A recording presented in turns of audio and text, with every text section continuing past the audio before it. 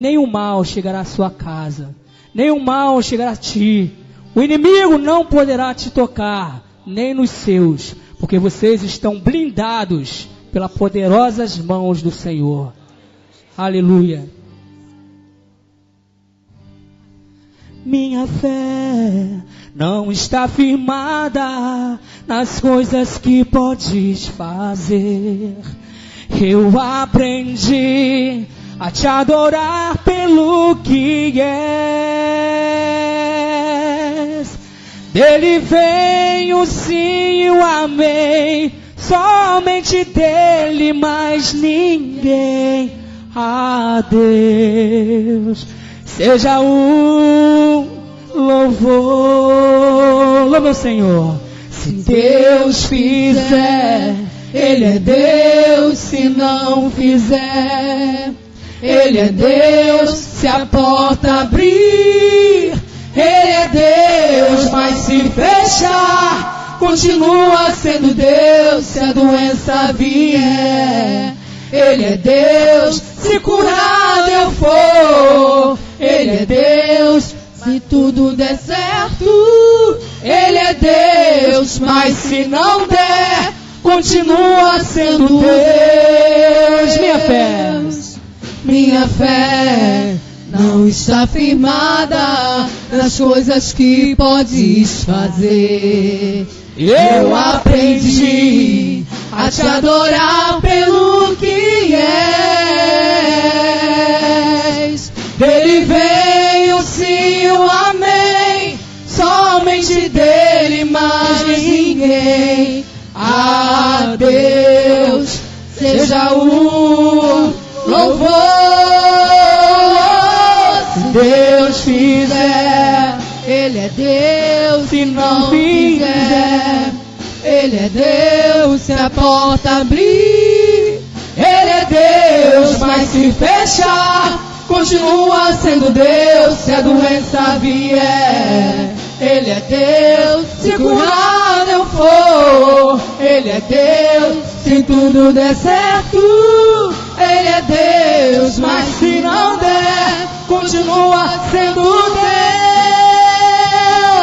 Não o adoro pelo que Ele faz, eu o adoro pelo que Ele é. Haja o que houver, sempre será Deus. Não o adoro pelo que Ele faz, eu o adoro pelo que Ele é. Haja o que houver, sempre será Deus. Louve a Deus, igreja, diga! Se Deus fizer, Ele é Deus. Se não fizer, Ele é Deus. Se a porta abrir, Ele é Deus. Mas se fechar, continua sendo Deus. Se a doença vier, Ele é Deus. Se curado eu for, Ele é Deus. Mas tudo der certo, Ele é Deus. Mas se não der, continua sendo Deus.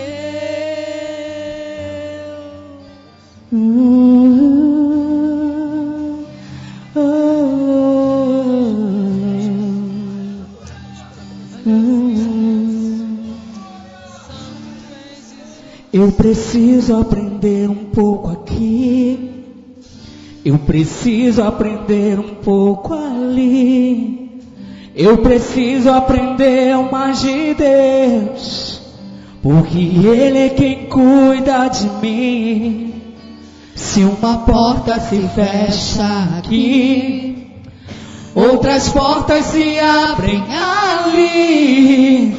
Eu preciso aprender mais de Deus, porque Ele é quem cuida de mim. Deus cuida de mim. Louve ao Senhor. Deus cuida de mim, na sombra das tuas asas. Deus cuida de mim. Eu amo a sua casa e não ando sozinho, não estou sozinho, pois sei Deus cuida de mim. Deus cuida de mim. Na sombra das suas asas, Deus cuida de mim. Eu amo a sua casa e não ando sozinho, não estou sozinho, pois sei, Deus cuida de mim. Se na vida não tenho direção, preciso tomar decisão. Eu sei que existe alguém que me ama, Ele quer me dar a mão.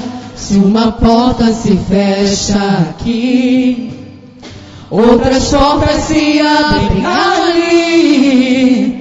Eu preciso aprender mais de Deus, porque Ele é quem cuida de mim. Deus cuida de mim. Oh, Deus cuida de mim.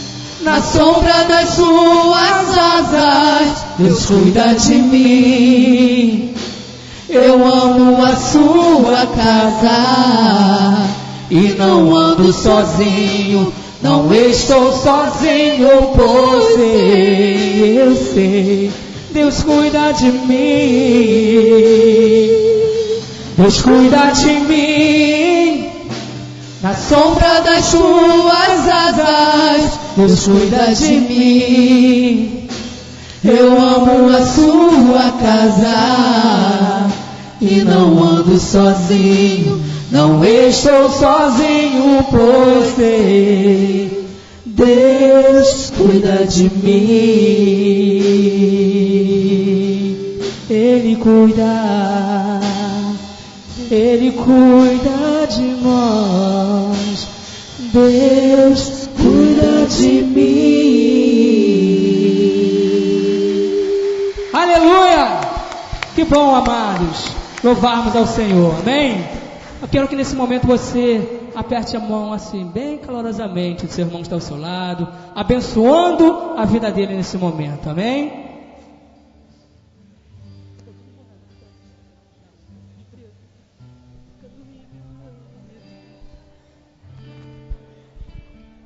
Boa noite, amados, a paz é Cristo, amém? Deixe-nos assentar, queridos, é muito bom estarmos na casa de Deus, louvando a Deus, engrandecendo ao Senhor por tudo que Ele tem feito. Você pode dizer glória a Deus?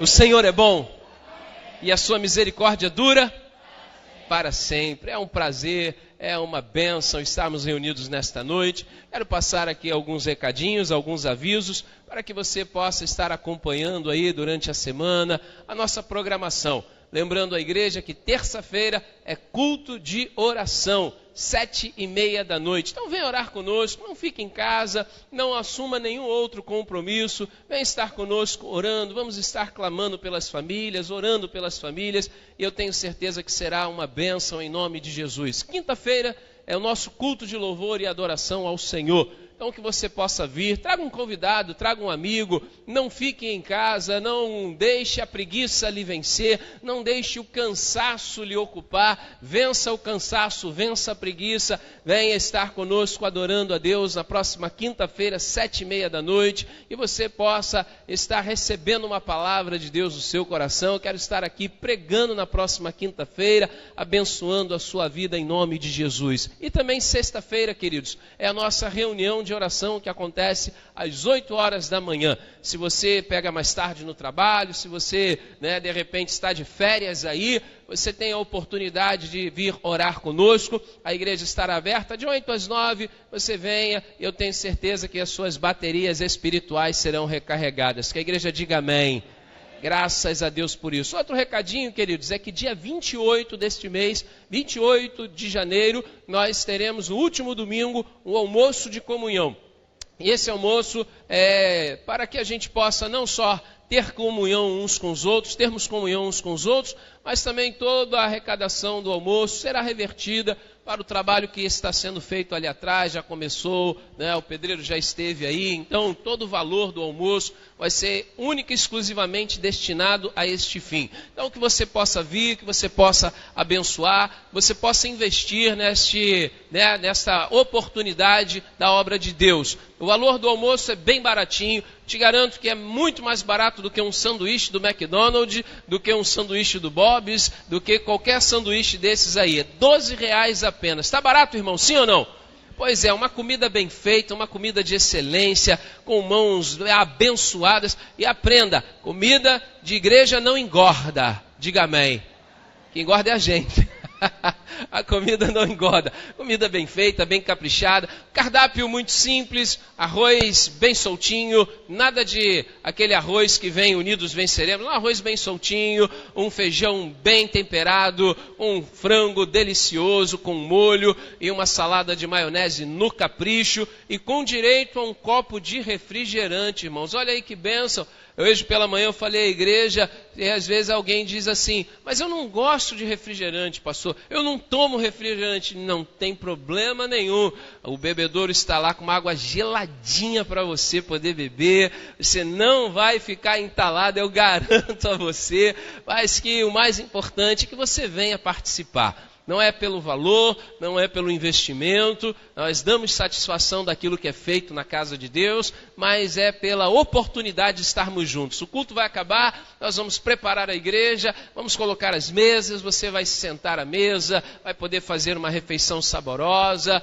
Então, nós temos aí, o almoço de igreja funciona como? A gente pede a doação, os irmãos abençoam doando e depois abençoam comprando. Eu peguei carona na fé da diaconisa Rita, porque eu falei assim, ela perguntou, quantos almoços, pastor? Eu falei, vamos fazer 80. O mês está começando, o ano está começando, então vamos fazer 80 almoços. E ela disse, pastor, olha, se eu conheço bem o povo, dá para fazer 100, aí a gente vai chegar junto, porque os irmãos vão abençoar. Eu falei, então você tem essa fé? Eu peguei carona na fé da irmã e eu creio que nós vamos conseguir vender 100 almoço. Não é 100 com S não, pelo amor de Deus, né? É 100 com C. 100 almoços serão vendidos, você vai poder comprar, você vai poder trazer a sua família. Pastor, eu posso trazer a minha mãe, meu pai para vir almoçar conosco, mas talvez eles de repente não consigam chegar para o culto da manhã. Que horas que eles precisam estar aqui? 12:00 em ponto o almoço estará sendo servido. Então não pode se atrasar para que depois não pegue aí a comida fria. Pega a comida quentinha, bem gostosa, bem deliciosa. Essa igreja entendeu que a igreja diga amém? Graças a Deus. E mais um recadinho eu queria dizer sobre o encontro de casais. Nosso encontro de casais, nosso primeiro encontro de casais vai acontecer nos dias 30 de novembro, 1 e 2 de dezembro, ou seja, bem no finalzinho do ano. Nós só temos agora 5 vagas apenas. Então você que ainda não se inscreveu, pastor, eu quero me inscrever, pastor, eu quero fazer esse investimento no meu casamento, você deve correr, você deve se antecipar, porque nós só temos 5 fichas e as fichas estão comigo. Após o culto você deve me procurar, um sinal de pagamento, tem que dar uma entrada e aí as dúvidas eu tiro no final do culto, mas eu sempre falo neste altar, vale a pena investir na família. Diga amém por isso.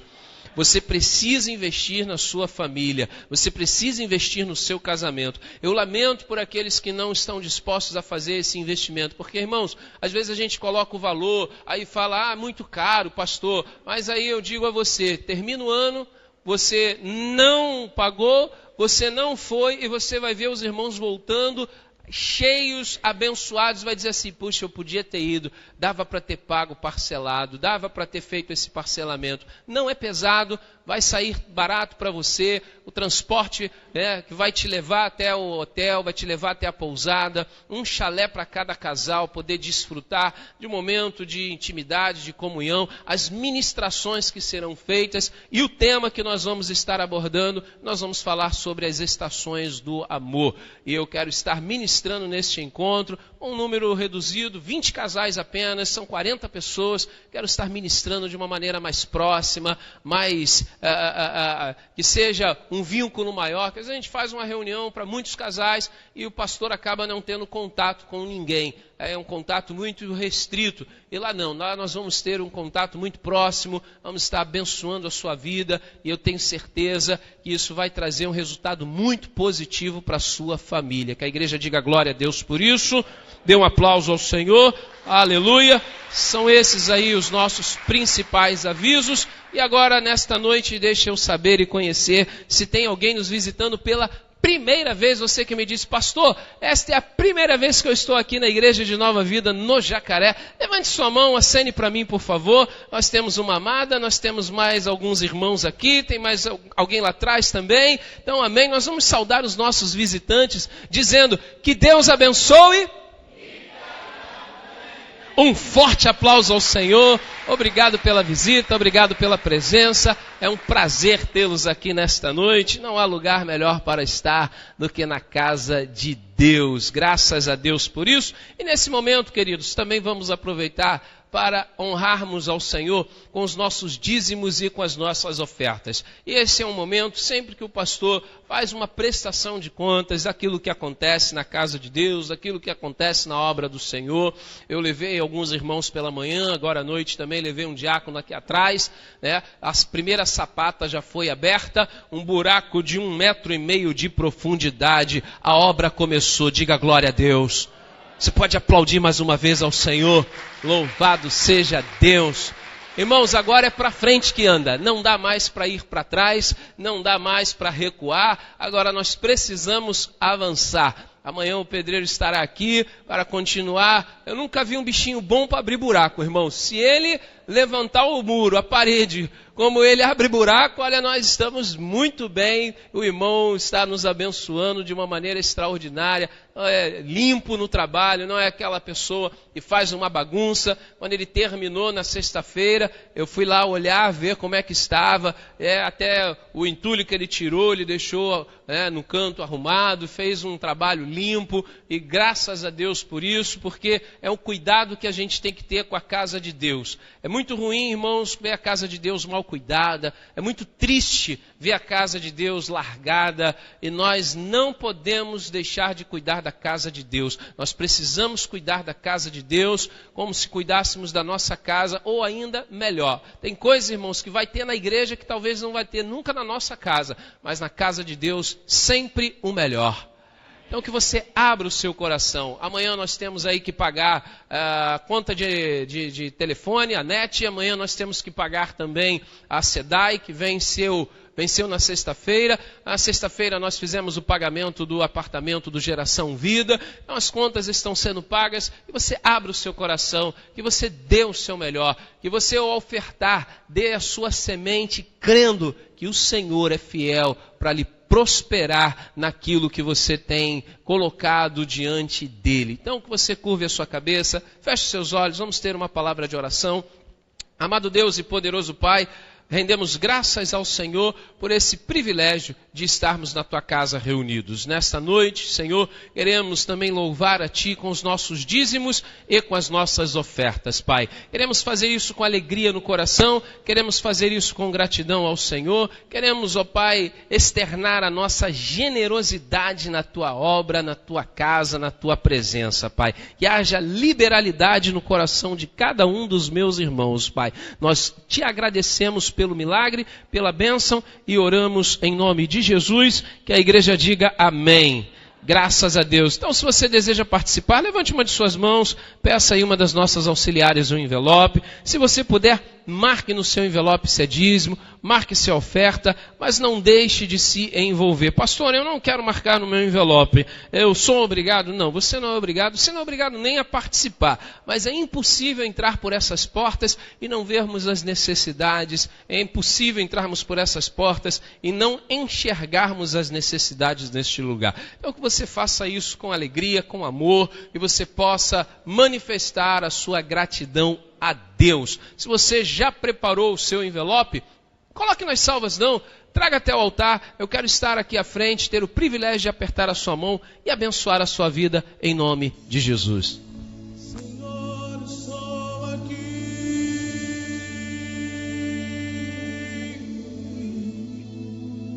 Senhor, estou aqui. Os adoradores do Senhor dêem um grito de alegria.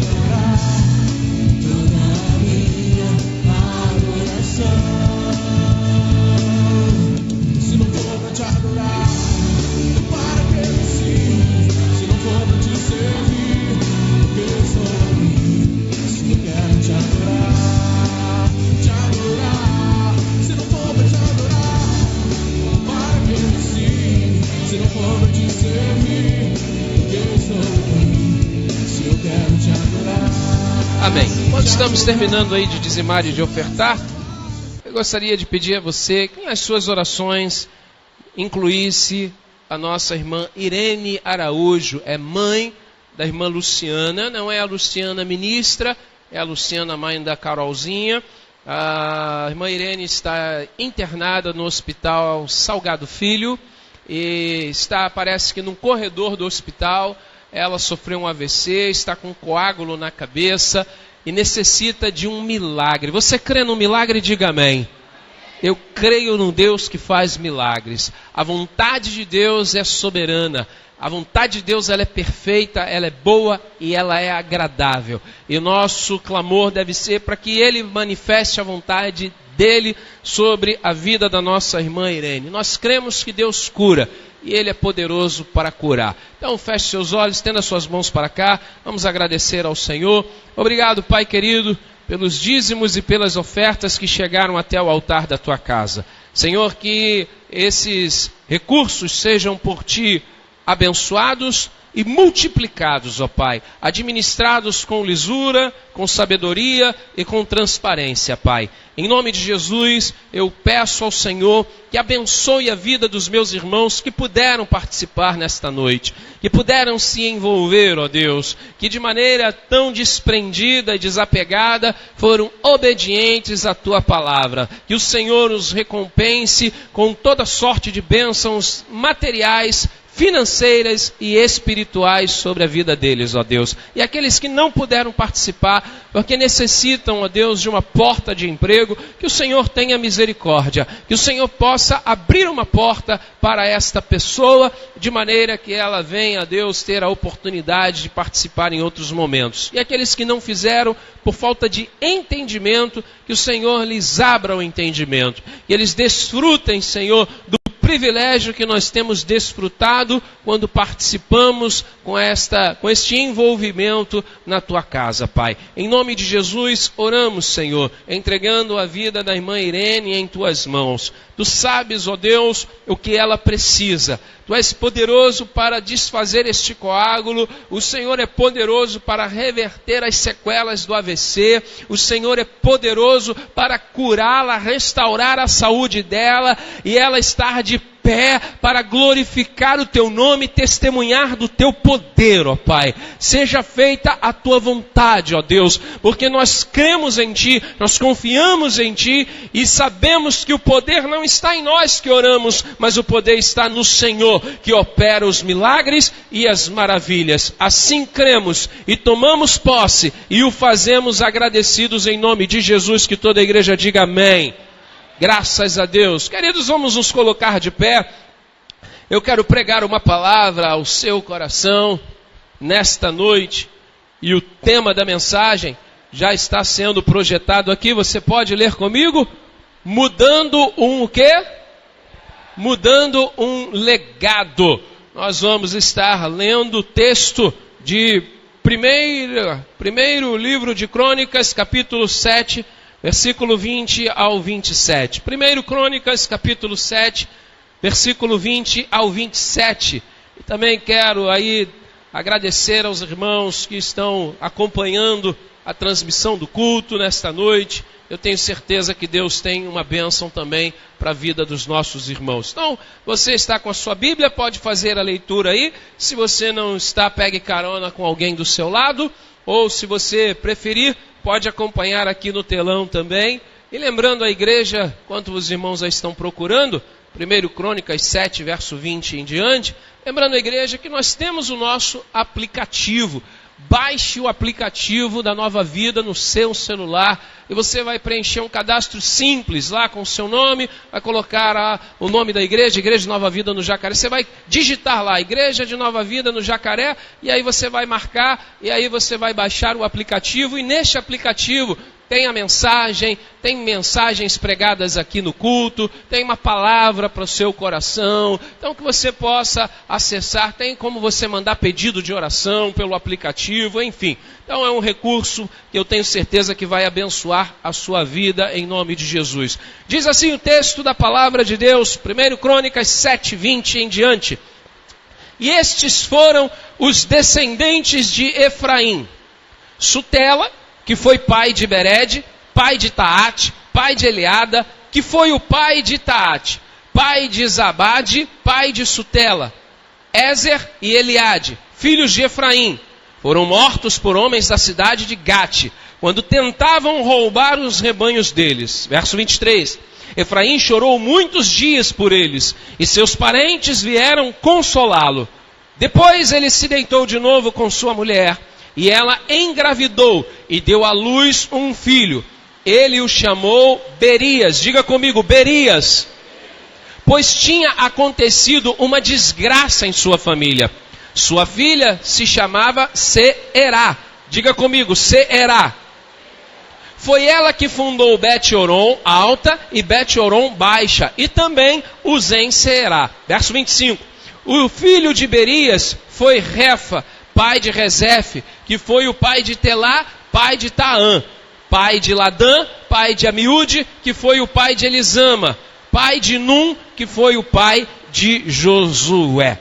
Amado Deus e poderoso Pai, diante da leitura da Tua palavra, suplicamos ao Senhor que o Teu Espírito Santo tenha liberdade para continuar agindo e fluindo em nosso meio. Que a nossa atenção se dê a entender aquilo que o Senhor tem para ministrar as nossas vidas. Usa-me por Tua graça e por Tua misericórdia. Que não seja eu, Teu servo Gustavo, mas seja o Senhor tratando com cada um dos Teus filhos e filhas neste lugar, nesta noite. Oramos em nome de Jesus. Amém. Podemos assentar, queridos. Talvez você deva ter achado um pouco estranho uma leitura como esta, em que tantos nomes que não são tão comuns, não são nomes da nossa cultura, não são nomes que estamos acostumados a reproduzir, a falar, mas eu preciso que você me ouça com bastante atenção e preste muita atenção no que vamos tratar nesta noite, nesta mensagem. Eu preciso voltar um pouquinho com você no tempo. Eu preciso voltar algumas páginas antes da história para poder fazer uma compreensão, um apanhado melhor do que acabamos de ler. Nós precisamos voltar um pouquinho na história e falarmos sobre um homem chamado José. Um jovem que teve uma passagem, uma trajetória difícil, que sofreu traumas estes que gravariam marcas profundas em sua alma, por conta da inveja que ele havia sofrido por parte dos seus irmãos que tentaram matá-lo, seus irmãos que depois decidiram vendê-lo, seus irmãos que contaram uma história para o seu pai Jacó, que o pai Jacó é que acabou dando José como morto. Nenhum dos seus irmãos disseram que José havia morrido. Eles levaram uma peça de roupa de José e apresentaram a Jacó, e Jacó então, ele começa a viver o luto de um filho que não tinha morrido, porque ele havia deduzido. Seus irmãos o vendem e não contam para o pai o que eles haviam feito. Eles tomam a túnica de José,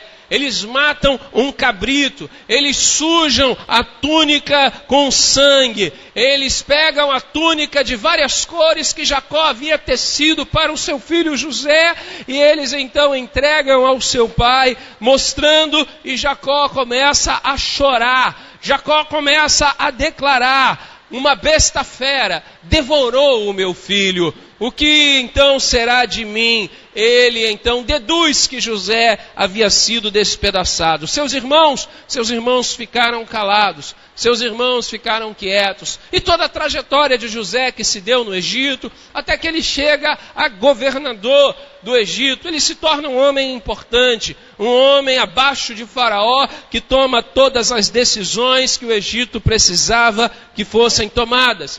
Agora José então tem 2 filhos, ele se reconcilia com a sua família, ele se reconcilia com os seus irmãos, ele libera perdão para os seus irmãos, ele então revê o seu pai, e nessa trajetória ele tem um filho chamado Manassés, e ele tem outro filho chamado Efraim. Manassés, e ele então, quando teve este filho, ele colocou este nome, porque este nome tem um significado: Deus me fez esquecer.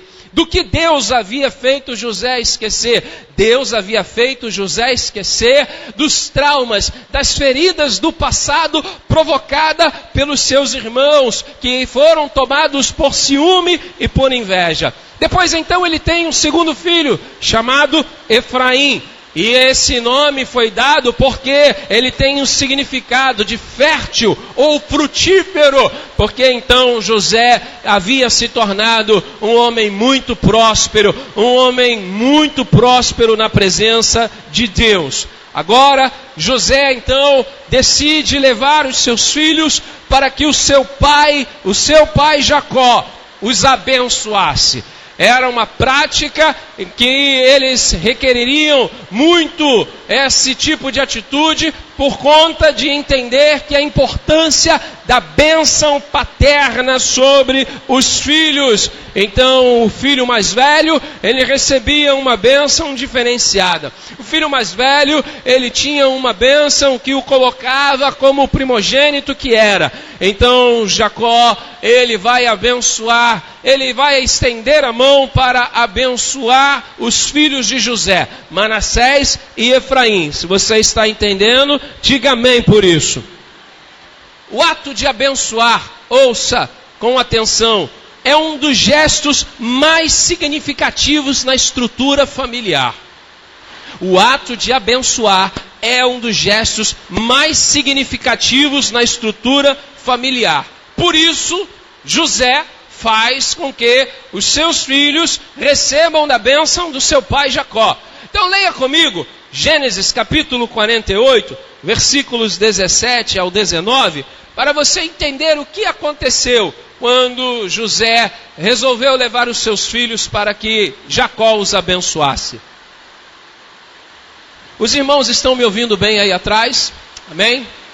Diz assim o texto: quando José viu seu pai colocar a mão direita sobre a cabeça de Efraim, não gostou. Por isso pegou a mão do pai, a fim de mudá-la da cabeça de Efraim para a de Manassés. E lhe disse: não, meu pai, este aqui é o mais velho, ponha a mão direita sobre a cabeça dele. Mas seu pai recusou-se e respondeu: eu sei, meu filho, eu sei.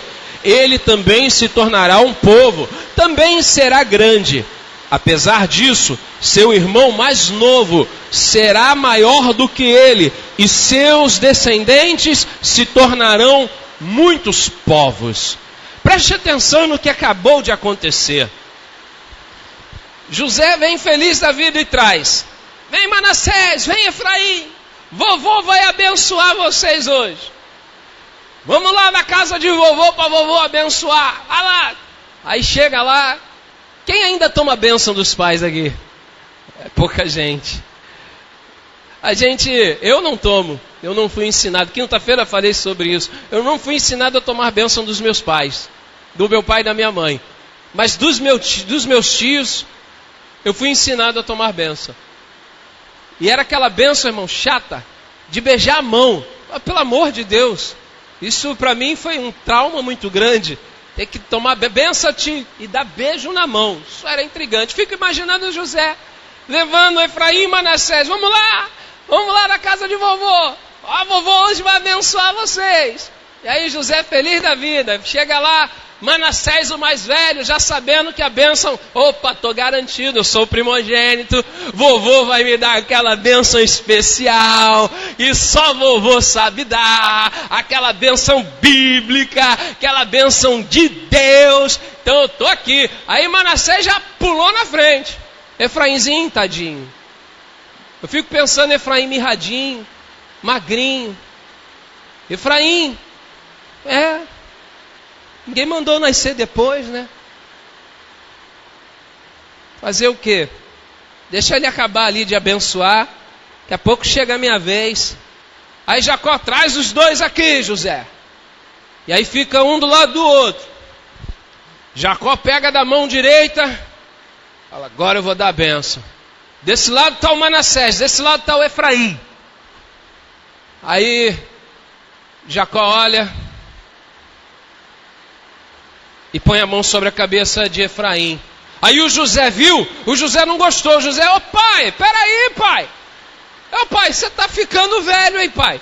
Você não está enxergando direito, não. Pai, a sua mão tem que vir aqui, é na cabeça do o Manassés, pai, você está abençoando o Efra. Não, é o Manassés, você tem que abençoar. E aí Jacó, meu filho, tira a mão do meu braço. Eu vou abençoar o Efraim. O Manassés vai ser grande, o Manassés vai ser próspero, mas o Efraim será uma grande nação e dele sairão muitos povos. José então naquele momento percebeu que o seu pai tinha tido uma revelação. Apesar de parecer um cenário de bênçãos trocadas, não, Jacó sabia o que estava fazendo. Então Efraim, ele dá seguimento à sua vida. Efraim se casa e agora ele tem 6 filhos. Você leu comigo os filhos de Efraim. O nome deles, Será, Sutela, Bered, Taate, Ezer e Eliade.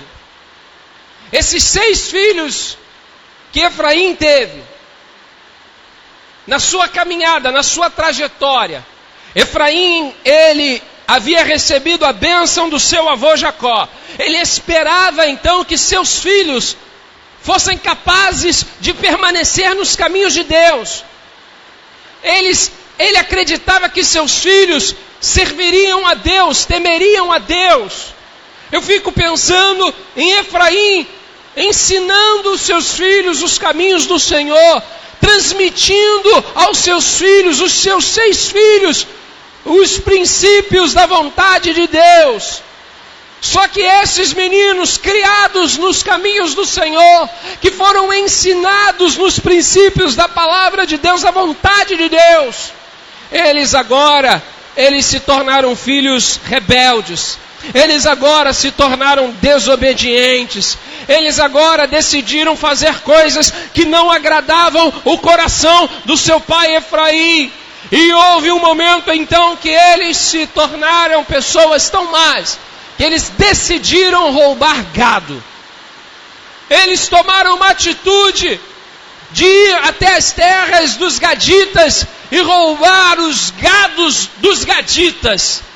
Quando eles tomam essa atitude, quando eles tentam roubar os gaditas, seus bois, suas vacas, suas ovelhas, então os gaditas se enfureceram. Os homens de Gate se levantaram contra os filhos de Efraim, e mataram cada um deles. Estes filhos de Efraim foram mortos. Os filhos de Efraim, que Efraim projetava uma bênção, que Efraim projetava um futuro brilhante, que Efraim ficava imaginando seu filho ingressando numa faculdade, se formando, seus filhos prosperando, trabalhando, sendo homens bem-sucedidos, haviam se tornado ladrões e foram mortos porque haviam tentado roubar o que não lhes pertencia.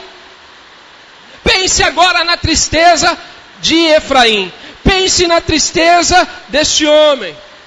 O episódio aconteceu, volte comigo nos versos 20 e 21 de 1 Crônicas 7.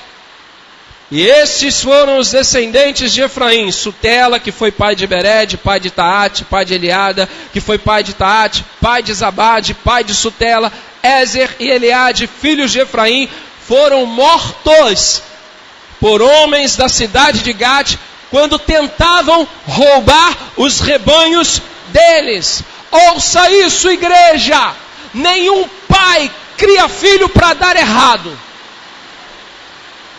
Nenhuma mãe cria o filho para dar errado. Todo pai e toda mãe sonha com um filho que seja capaz de encher o seu coração de alegria. Todo pai e toda mãe sonha com um filho que tenha prazer em ser obediente. Obediente não apenas ao pai e à mãe, mas obediente ao Deus Todo-Poderoso. Vivemos uma sociedade em que a rebeldia tem se instaurado nos corações.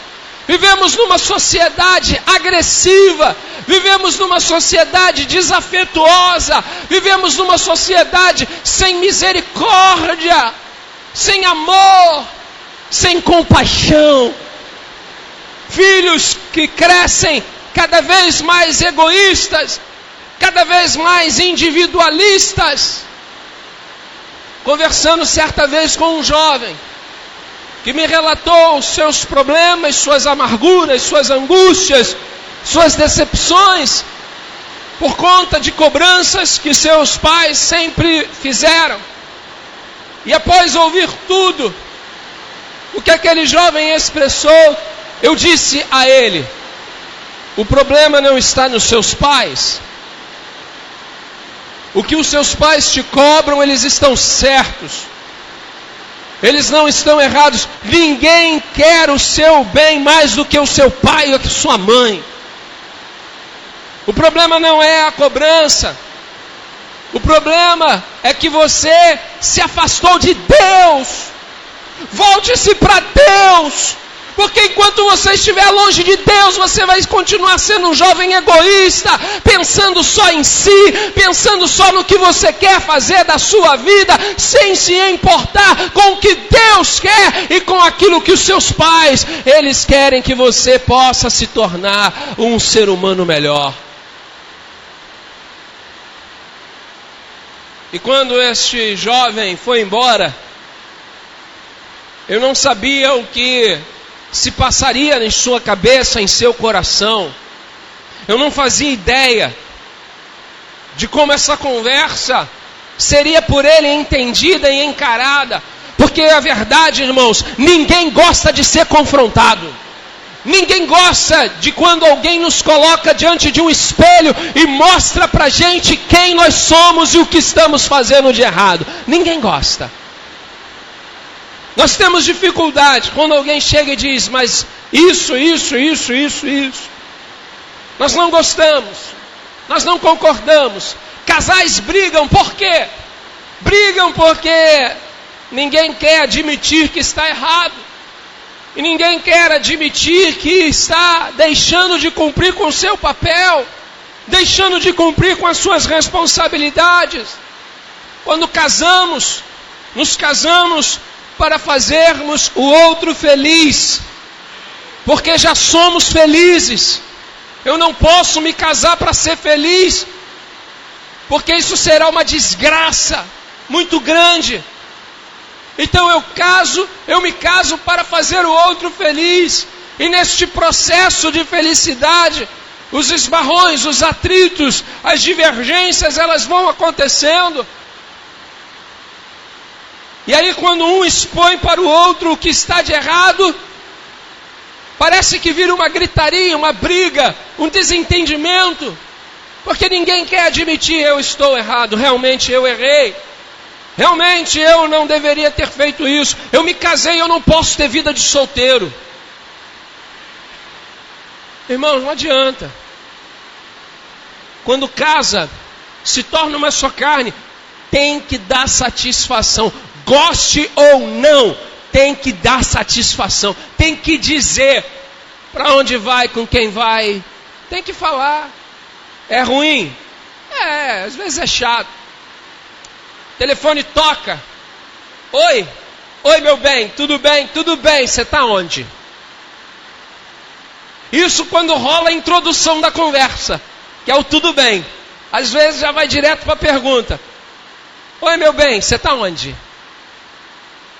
E depois vem a segunda pergunta em anexo. Parece que não muda muito.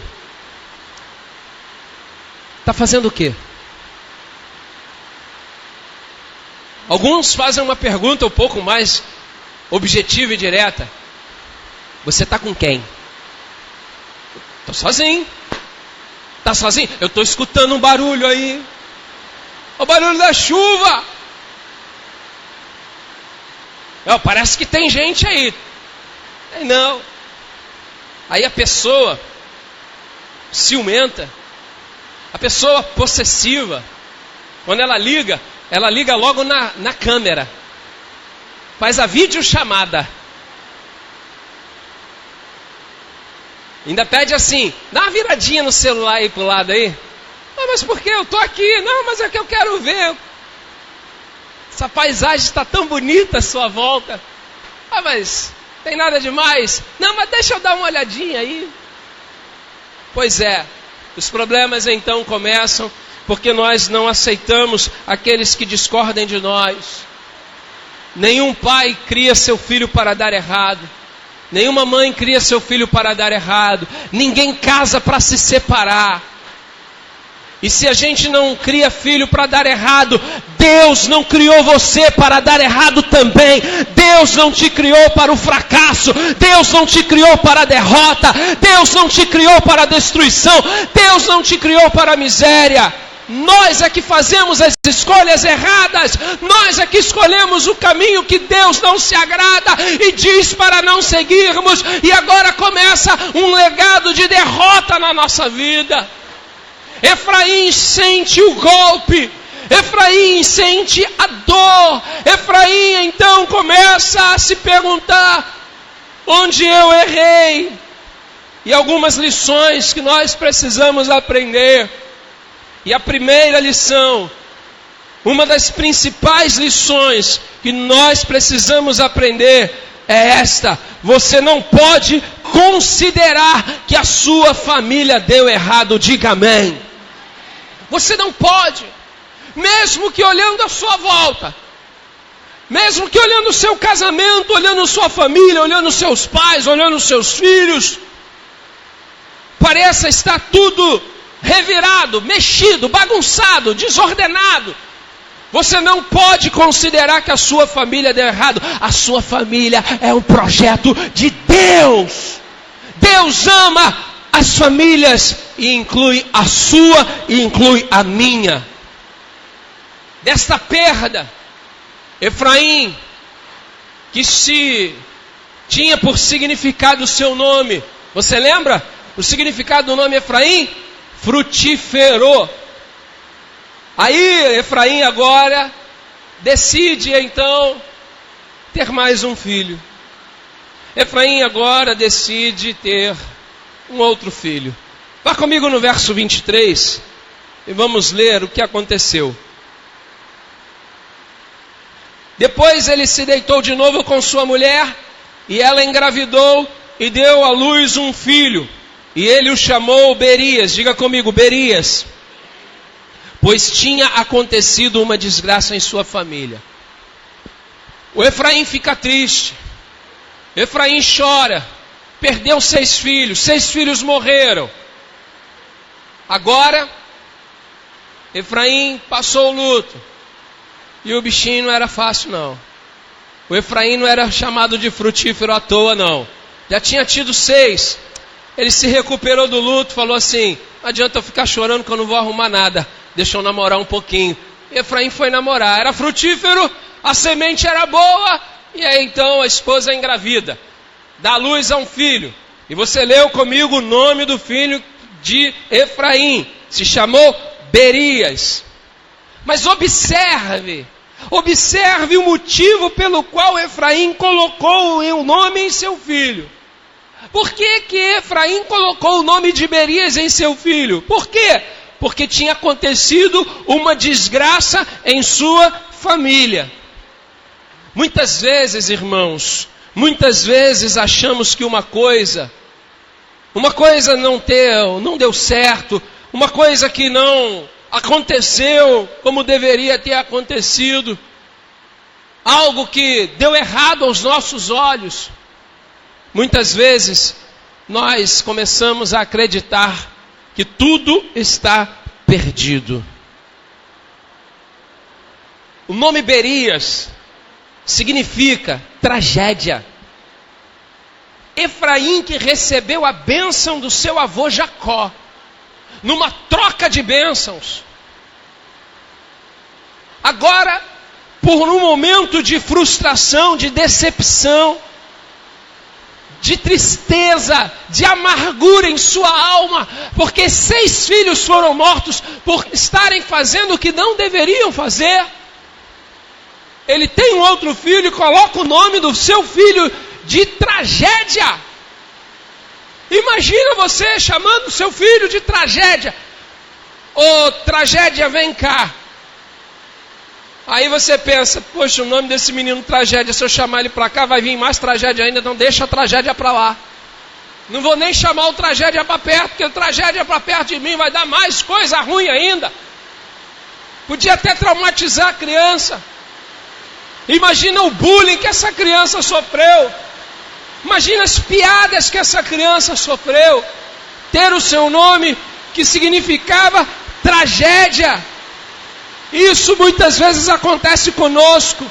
Nós nos autoflagelamos, nós nos autopenitenciamos, nós nos punimos muitas vezes com pensamentos e ideias que acabam agredindo a nossa mente. Nós acabamos bombardeando o nosso cérebro com informações de derrota, de fracasso, de tragédia, de perda, quando deveríamos alimentar o nosso cérebro, a nossa mente, o nosso coração, a nossa alma, com as vitórias que Deus tem nos dado, e não são poucas, são muitas. Se você está aqui nessa noite, é porque Deus tem te dado vitória, meu irmão. Só o fato de estarmos reunidos aqui hoje, num Rio de Janeiro violento, num Rio de Janeiro tão cheio de violência, estarmos aqui nesta noite, debaixo de chuvas torrenciais, mas estamos aqui para a glória de Deus, estamos aqui para o louvor do nome do Senhor, estamos aqui porque a nossa vida não deu errado, porque Deus tem nos abençoado. Por isso nós estamos aqui. A razão de estarmos aqui.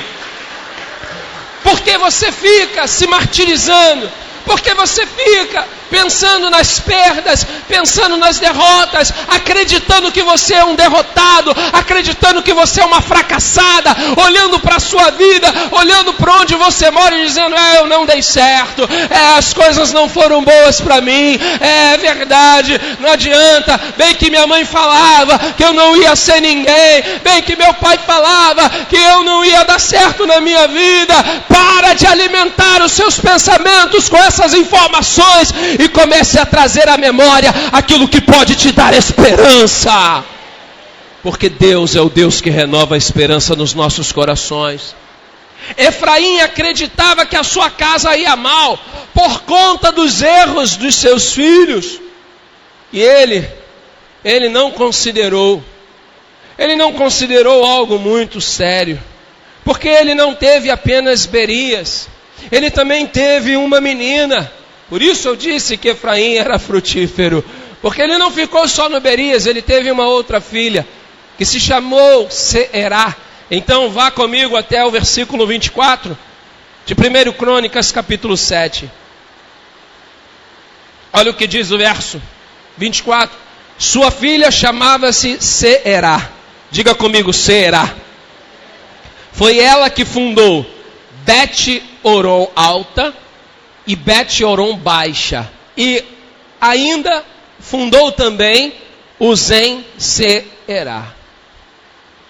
Efraim vivia a dor da tristeza, da vergonha, pela maneira como seus 6 filhos morreram. Escolhe o nome do seu filho de tragédia. Ele tem uma outra filha. E esta filha, você acabou de ler comigo, essa outra filha, ela era talentosíssima. Ela tinha um potencial extraordinário. Ela não ficou escorada nas perdas e frustrações do seu pai. Ela não ficou escorada na dor do seu pai. Porque às vezes, irmãos, nossos pais sofreram, nossos pais tiveram traumas e nós queremos continuar vivendo os traumas dos nossos pais. Os traumas dos seus pais não passarão para você, a menos que você os aceite na sua vida. As tristezas, as perdas dos seus pais foram as perdas que os seus pais sofreram, mas não quer dizer que você as sofrerá também, porque Deus pode escrever uma nova história para você e trazer um novo legado para a sua vida. Será aquela menina entendeu isso? E ela era corajosa, ela era destemida, ela era ousada. Ela foi tão ousada que ela edificou 3 cidades: Bet-Horon Alta, Bet-Horon Baixa e Uzen-Seerá. Inclusive essa última, ela fez questão de que levasse o nome dela. Pensa numa menina, uma menina que não tinha o olhar na dor, ela tinha o olhar na alegria. Ela não tinha o olhar no sofrimento, ela tinha o olhar na esperança. Ela não ficou vencida, ela não foi vencida pelas mazelas do seu pai, mas ela venceu as suas próprias mazelas e foi capaz de edificar 3 cidades. Ela não olhou para o histórico dos seus irmãos roubadores de gado. Não, ela não fez isso. Ela olhou e identificou quem ela era e onde Deus poderia fazê-la chegar. Muitas vezes nós ficamos com o nosso olhar preso no passado. Ficamos com o nosso olhar preso no 2017, 16, 15, 14, em 1900 e lá vai fumaça, 1900 e meu avô criança. É que aconteceu lá atrás aquilo, sabe? Eu fico pensando que aquilo aconteceu lá atrás, agora vai acontecer de novo. Não se entrega.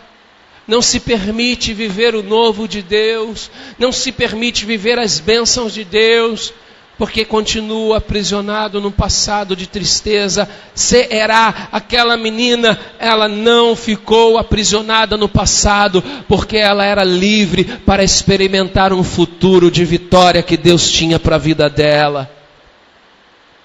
E o seu irmão, pois é, o seu irmão, ele carregava um nome que o sentenciaria a uma vida de tristeza.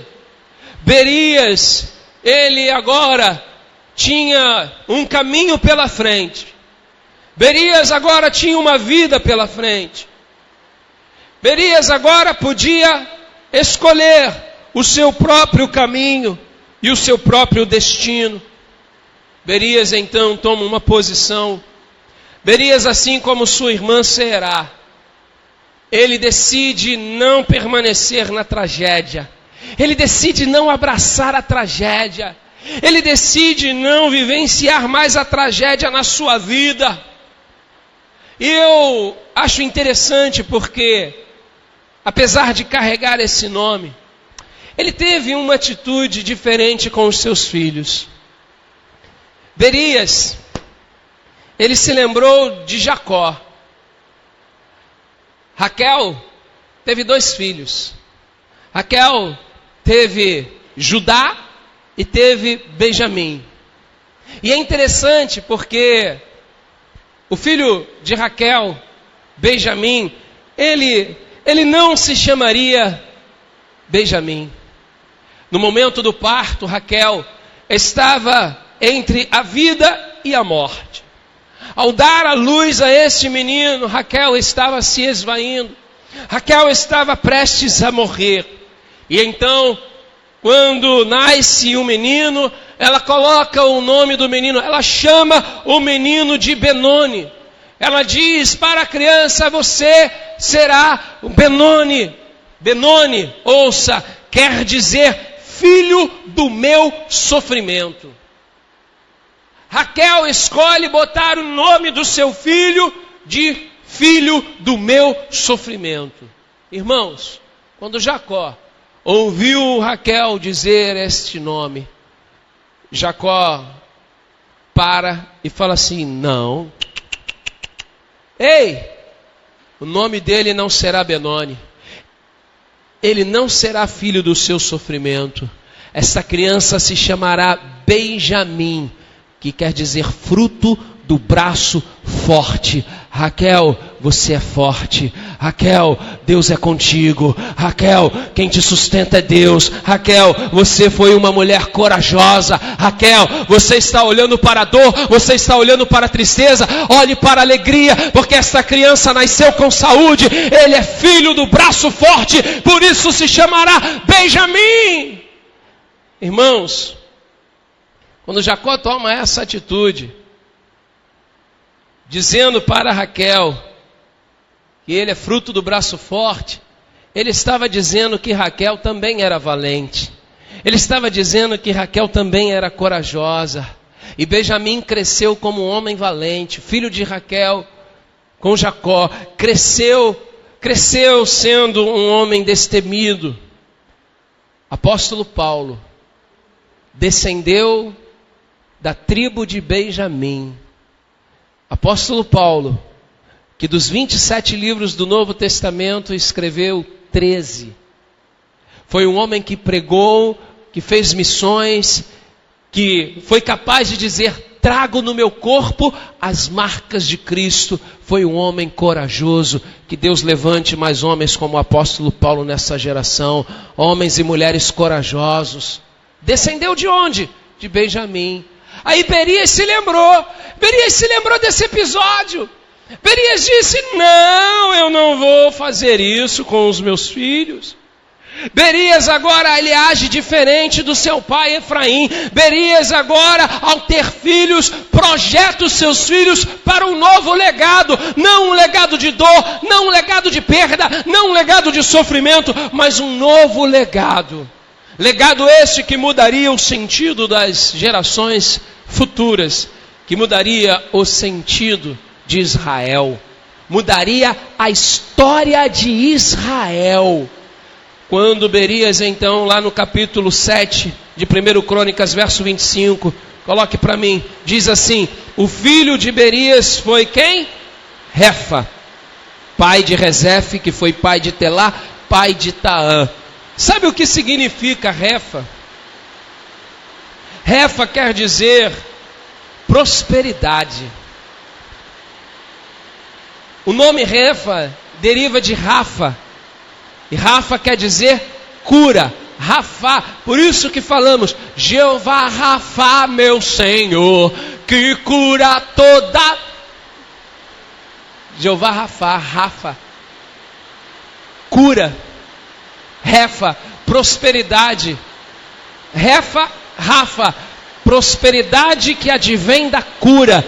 Nós só prosperamos quando somos curados. A prosperidade financeira não significa nada.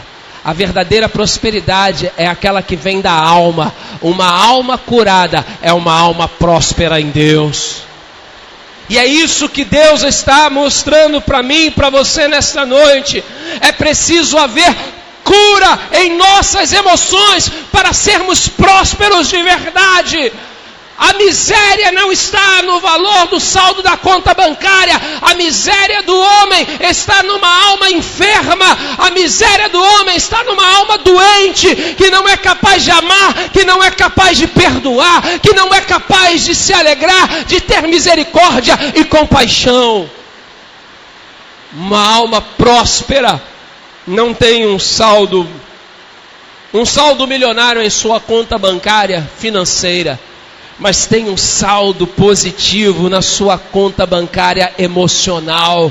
O seu coração é um coração que ama, é um coração que perdoa, é um coração que abraça, é um coração que não revida a ofensa. Nós estamos tendo a oportunidade de, neste ano de 2018, voltarmos ao primeiro amor e termos um legado diferente em nossas vidas, para nossas vidas e para as vidas das nossas gerações que virão. Uma outra lição que nós vamos encontrar quando nós decidimos ter um novo legado, os resultados começam a aparecer. Vá comigo no verso 26. Agora as gerações dão continuidade. Berias, ele coloca o nome no seu filho de Refa. E agora então as suas gerações vão dando continuidade. No verso 26, pai de Ladã, pai de Amiúde, que foi pai de Elisama. O tempo passou, outro descendente de Berias nasce e recebe agora o nome de Ladã. Sabe o que quer dizer Ladã, meu irmão? Ladã quer dizer organizado. Preste atenção, igreja. Deus é um Deus de ordem. Deus é um Deus de ordem. Ele estabelece do caos um lugar de perfeição. Se você se lembrar do Éden, antes dele existir, o que diz o texto de Gênesis? No princípio criou Deus os céus e a terra. Verso 2, a terra era sem forma e vazia, mas o Espírito pairava sobre a face das águas ou do abismo. O caos estava na terra, trevas, escuridão, o Espírito pairava, mas era um lugar inabitável. Deus então começa no verso 3, declarando: haja luz, e houve luz, e viu Deus que a luz era boa.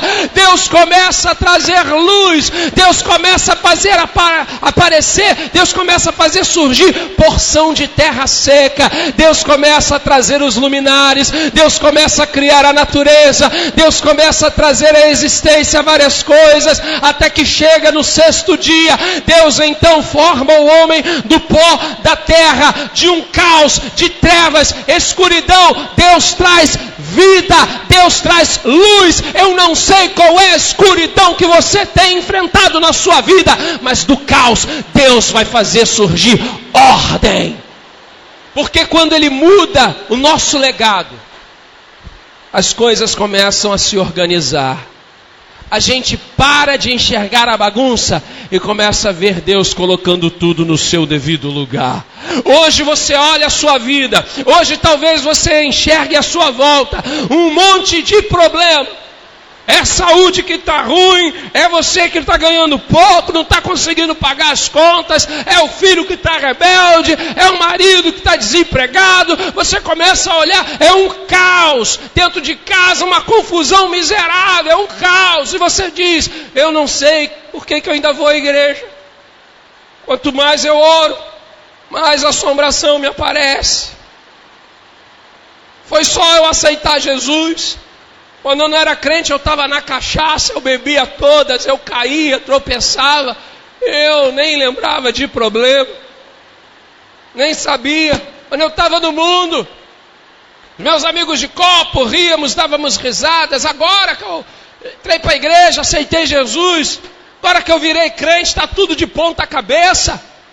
Não foi uma boa ideia esse negócio de virar crente, não. Foi uma boa ideia agora eu servir a Jesus, não. Meus amigos foram embora. Amigos foram embora. As pessoas que estavam comigo não estão mais. Minha família não mais me visita, não vem mais na minha casa, porque diz que eu virei fanático, diz que eu virei um crente beato. Só falta eu sair numa procissão. Aquele pastor que tem cara de padre, então piorou. Minha família não suporta mais que eu chegue em casa, eu quero contar do culto. Eu quero falar da mensagem. E eles dizem, olha, você está virando, olha, você está idolatrando esse pastor, hein? Idolatria é pecado. Ele nem serve a Deus, mas está dizendo que você está pecando.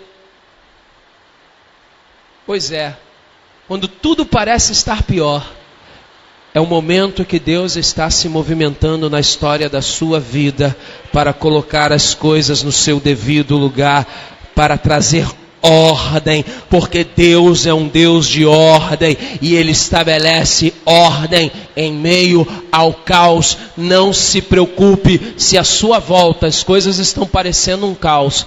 Deus não perdeu o controle da sua vida. Mas não para por aí, porque depois de Ladã veio uma outra menina. Veio agora Elisama. E Elisama recebe esse nome porque Elisama representa as orações que são feitas diante de Deus. O nome Elisama significa Deus ouve.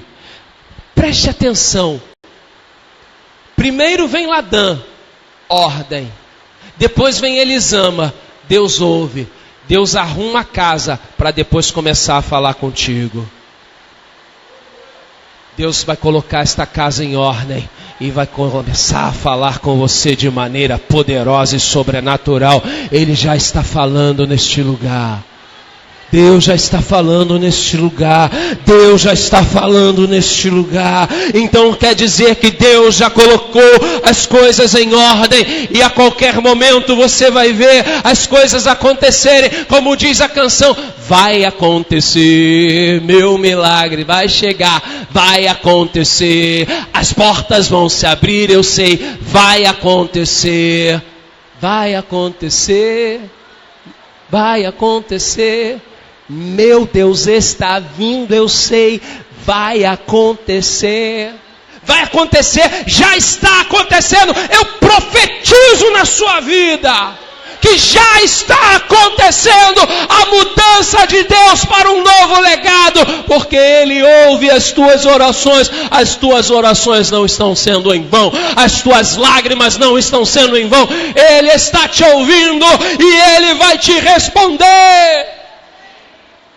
Preste atenção, Berias, tragédia, decidiu romper com este legado de derrota. E na sua descendência agora, vem filhos, vem uma geração abençoada por Deus. Ouça a igreja do Senhor, você não está abandonado, você não está esquecido por Deus. E Ele é poderoso para mudar o que seria um legado de derrota, de sofrimento, em um legado de cura, em um legado de prosperidade, ordem. Ele te vê nas suas angústias e nas suas necessidades. Deus está aqui neste lugar. Quarta e última lição. Debaixo de um novo legado existe o quê? Existe o quê, igreja? Quando nós tomamos esta postura, então os resultados que começaram a aparecer, a transformação, a mudança, faz brotar vida, faz brotar salvação. Leia comigo o versículo 27. Pai de Num, que foi pai de quem? Que foi pai de quem? Josué. Josué foi descendente de Efraim, que foi pai de Berias, que mudou o legado dos seus filhos, apesar de ter recebido um nome que apontava para a tragédia, para a perda. Berias então dá um passo que muda a história, porque agora da sua descendência nasce Josué. Esse é o Josué que ficava aos pés de Moisés quando subia ao monte, aprendendo sobre Deus. Este é o Josué que também havia recebido um novo nome, porque o seu nome não era Josué, o seu nome era Oséias. Quem mudou o nome de Josué foi Moisés, porque Oséias significa salvação. Moisés sabia o significado do nome Oséias. Mas Moisés, por inspiração de Deus, ele observava que Josué era um jovem diferente. Ele observava que Oséias, na verdade, ele ainda não havia mudado o seu nome, que Oséias, ele não era um jovem como os outros. Ele não ficou na rua soltando pipa. Ele não escolheu ficar brincando de bola de gude. Ele não escolheu ficar no Facebook, no WhatsApp. Enquanto outros jovens estavam buscando as redes sociais da época, Oséias estava nos pés do Sinai, esperando Moisés descer, porque acreditava que Deus ia falar com Moisés e ele queria estar ali para aprender de Deus com aquele homem chamado Moisés. Moisés identifica em Oséias um caráter diferente. Oséias, que significava salvação, passou a ser chamado Josué. Deus é a salvação. Moisés, ao declarar que o seu nome seria Josué, estava lançando uma palavra profética sobre este rapaz. Porque Josué vem da mesma raiz da palavra Joshua, Jesus ou Yeshua, que quer dizer Jesus. A palavra Josué significa Jesus. Jesus é o nosso Salvador. Jesus é a nossa salvação. Nós somos salvos por intermédio de Jesus. Nossa fé na pessoa do Senhor Jesus. Jesus é a nossa salvação. Jesus veio a este mundo para nos libertar do império das trevas. Você é livre. Você está salvo em Cristo. A salvação de Cristo está sobre a sua casa, está sobre a sua vida, está sobre a sua família. Por isso Josué, não mais Oséias, Josué, Deus é a salvação. Ele declara: eu e a minha casa serviremos ao Senhor. Vocês escolham quem querem servir, porque eu já escolhi. Eu e a minha casa serviremos ao Senhor. Na minha casa existe Yeshua, na minha casa existe Jesus, na minha casa existe salvação. Se as coisas não estão mudando para você, coloque diante de Jesus, creia em Jesus, confesse Jesus como seu Salvador, e você vai encontrar a salvação que você tanto precisa para a sua vida. A salvação não está no sistema. A salvação não está na saída, na troca de um governante. A salvação não está numa mudança no sistema educacional. A salvação não está num sistema em que seja mais igualitário feito pelos homens, porque os homens nunca agirão de forma igualitária. Os homens são gananciosos, os homens são injustos, os homens são perspicazes, enganadores, fraudulentos, mas Jesus é verdadeiro sempre. Jesus é justo, Jesus é abençoador, Jesus é amigo. Quando todo mundo te abandona, Jesus fica do seu lado. Jesus está com você quando você vai para o seu quarto, quando você deita a sua cabeça no travesseiro. Quem te ouve os sussurros é Jesus, e Ele está com a mão estendida dizendo: eu quero te salvar. Eu e minha casa serviremos ao Senhor. Esse é um decreto da certeza do significado do nome de Josué. Josué cria que Deus era a sua salvação. Então, meu irmão, minha irmã, ainda que tudo pareça estar dando errado, saiba que Cristo nos fortalece, e que em Cristo nós podemos romper com todo e qualquer legado de maldição ou de derrota. Mas para isso, você precisará assumir a sua posição como igreja de Cristo. Você precisará abrir mão dos erros do passado para se colocar debaixo de um novo legado que Deus tem para a sua vida. Porque onde antes havia um legado de drogas, bebidas, mentira, agora haverá um legado de libertação. Onde antes havia um legado de maldição, agora haverá um legado de bênçãos. Onde antes havia um legado de morte, hoje passará a haver um legado de vida. Deus trará vida, Deus soprará vida no teu coração, Deus soprará vida no teu trabalho, Deus soprará vida na tua saúde, Deus soprará vida na sua comunhão com Ele, Deus soprará vida e te trará ao primeiro amor para caminhar com Ele, porque somente em Cristo, irmãos, nós teremos um legado totalmente mudado. Que legado nós estamos abraçando? De morte? De tristeza? De perda? De sofrimento? Pare com isso. Faça como Berias, que não aceitou o sofrimento, mas se posicionou para uma mudança. Deus vai agir, mas primeiro você tem que se posicionar. O que Deus fez? Rafa, cura. Primeiro Deus cura. Depois, Ladã, Deus põe em ordem. E por fim, Elisama. Deus ouve. Deus te ouve. Deus está contigo. Deus ama te abençoar. A tua dor e o teu sofrimento pode ser transformado hoje. Deus pode trazer Josué para a tua vida, porque Ele é a salvação. Que Deus os abençoe em nome de Jesus. Louvado seja Deus. Aleluias. Coloque-se de pé no seu lugar. Feche seus olhos, sem movimentos. Eu quero orar com você nesta noite.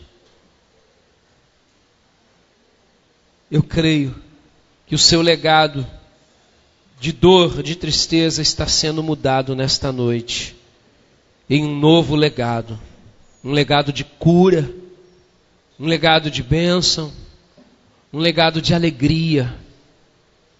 Pare de se autoflagelar, pare de se autopenitenciar, pare de bombardear o seu cérebro, a sua mente com os pensamentos daquilo que não deu certo na sua vida. Pare de olhar para os erros, pare de apontar as falhas, pare de ser tão crítico com você, pare com essa mania de perfeccionismo, que tudo seu tem que dar certo e quando não dá certo você se sente a pior das pessoas. Pare, aceite um novo legado, pare de ficar alimentando as amarguras, as angústias, e olhe à sua volta, tudo aquilo que Deus tem feito, o amor que Deus tem derramado sobre você, as bênçãos que Ele tem liberado sobre a tua vida.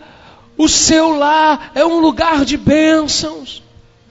Mesmo que você não consiga enxergar, faça uma declaração profética: a minha casa é um lugar de bênçãos, a minha família é uma bênção. Ainda que tudo pareça contrário, ainda que tudo pareça estar diferente do que você enxerga, mas comece a dizer para você mesmo: o meu lar é uma bênção, a minha família é uma bênção, o meu casamento é uma bênção, meus filhos são uma bênção, meus pais são uma bênção. Pare de se culpar tanto e aceite o perdão de Deus e perdoe a si próprio, em nome de Jesus.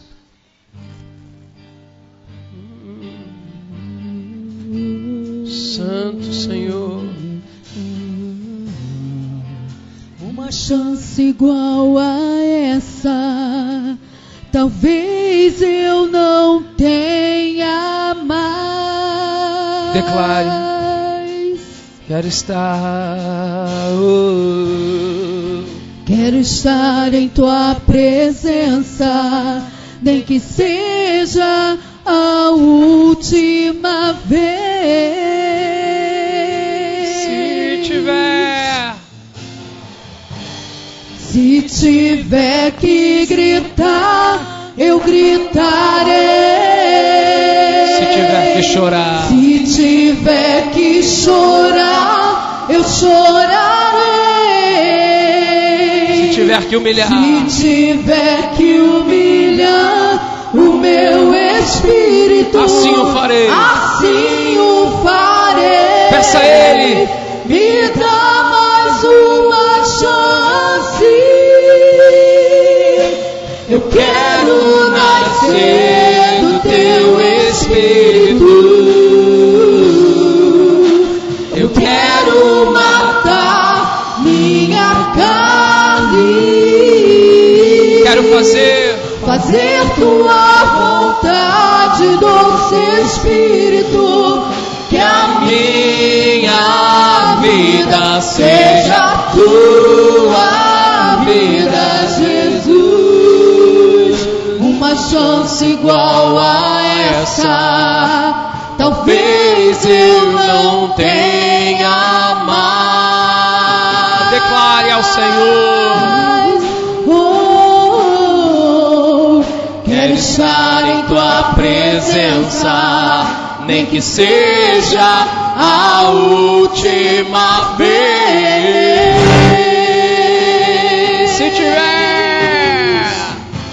Se tiver que gritar, eu gritarei. Se tiver que chorar, eu chorarei. Se tiver que humilhar o meu espírito, assim o farei. Me dá mais uma chance. Eu quero nascer do teu espírito. Eu quero matar minha carne, fazer tua vontade, doce Espírito. Que a minha vida seja tua vida, Jesus.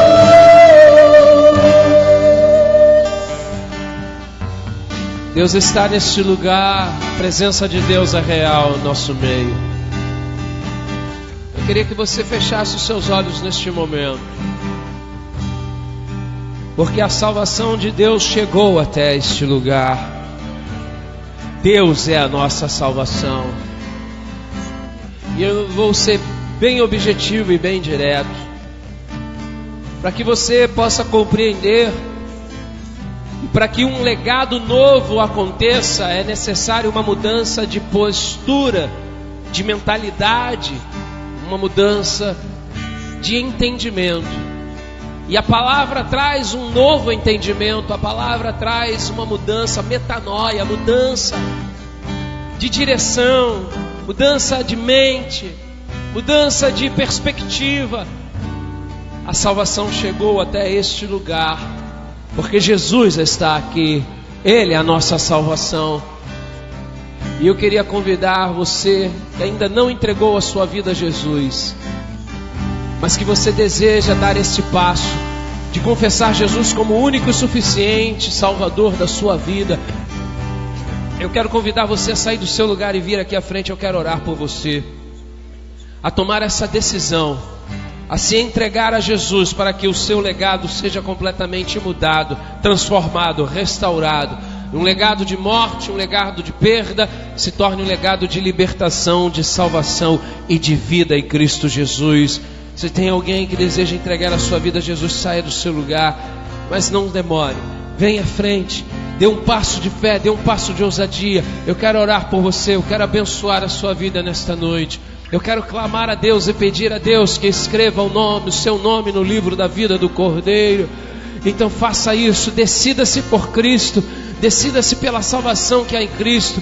O convite não é para você simplesmente pertencer a uma igreja, o convite não é para você fazer parte de uma igreja, o convite não é para você abraçar uma religião, o convite é para você receber Jesus como teu único e suficiente Salvador. Então saia do seu lugar e eu vou estar orando por você. enquanto o louvor vai continuar sendo ministrado. Aleluia. Bendito seja o nome do Senhor. Chance igual a essa, talvez eu não tenha mais. Declare. Quero estar em tua presença, nem que seja a última vez.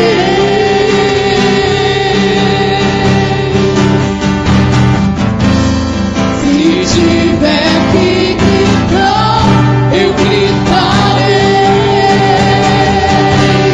Se tiver que chorar, eu chorarei.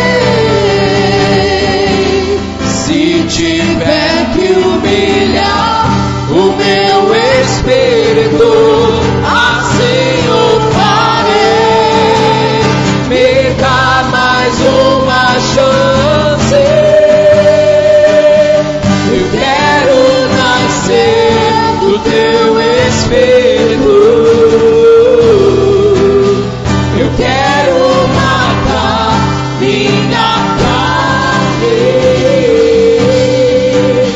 fazer tua vontade, doce Espírito, que a minha vida seja tua vida, Jesus.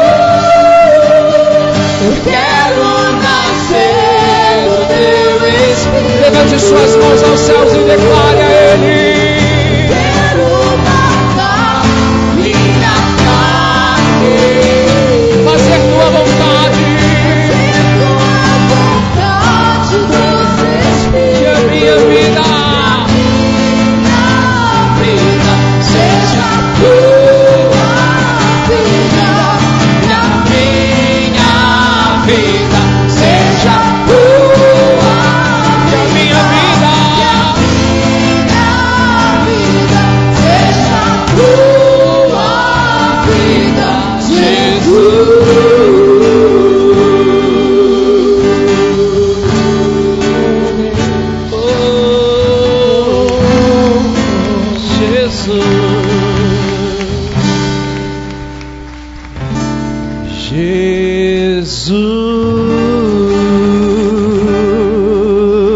Jesus. Aleluia. Aplauda bem forte ao nome dele. Aleluia. Aleluia. Você pode dizer glória a Deus. O Senhor é bom e a sua misericórdia dura para sempre. Eu espero que você tenha sido abençoado nesta noite como eu fui, porque um novo legado já chegou para a sua vida. E eu quero profetizar uma semana de bênçãos, de vitória, de portas abertas para você em nome de Jesus. E aquilo que você está buscando no íntimo do seu coração, Deus possa lhe responder com poder e glória. Terça-feira, venha estar conosco. Venha estar no culto de oração às 7h30. Vamos estar clamando pelas famílias. Feche seus olhos, coloque sua mão sobre o seu coração, curve sua cabeça, agradeça ao Senhor. Obrigado, Pai. Obrigado pela tua doce presença. Obrigado, Senhor, por esse privilégio de nos reunirmos aqui nesta noite. Obrigado, ó Deus, por esta dádiva de termos um lugar para congregar, de termos um lar espiritual. Agora, Pai, eu lhe peço encarecidamente, leva-nos para os nossos lares, guardados, protegidos, debaixo da Tua poderosa mão. Livra-nos dos acidentes, livra-nos da bala perdida, livra-nos, Senhor, do mal, do homem sanguinário. Dá-nos uma noite de paz, de sono tranquilo, uma noite de comunhão com a nossa família, ó Deus. E haja reconciliação, Senhor, onde é necessário a reconciliação. Pois eu profetizo uma semana de vitória sobre os meus irmãos. Eu profetizo uma semana de curas, de milagres, de libertação. Eu profetizo uma semana de portas do céu abertas sobre a vida do teu povo, ó Pai. E faço isso em nome de Jesus. Que o amor de Deus, que a graça do nosso Senhor e Salvador Jesus Cristo, que a doce comunhão e consolação do Espírito Santo seja sobre a tua vida, meu irmão, minha irmã, desde agora e para todo sempre. O povo de Deus que crê, diga, dê um forte aplauso ao Senhor. E antes de você sair, cumprimente o seu irmão, dê um abraço nele. Vai na paz, que Deus te abençoe rica e abundantemente.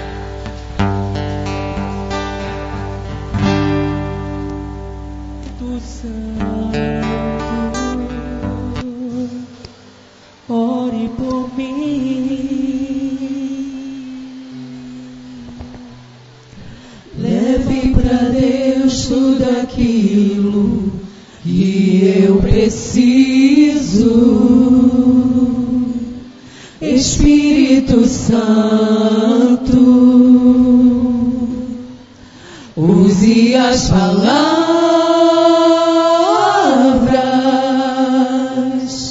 que eu necessito usar, mas não consigo. Me ajude nas minhas fraquezas, não sei como devo pedir. Espírito Santo, vem interceder por mim.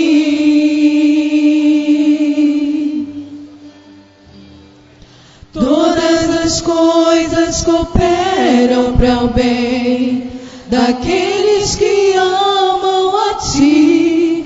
Espírito Santo, vem orar por mim. Estou clamando, estou pedindo, só Deus sabe a dor que estou sentindo. Meu coração está ferido, mas o meu clamor está subindo. Estou clamando, estou pedindo, só Deus sabe a dor que estou sentindo.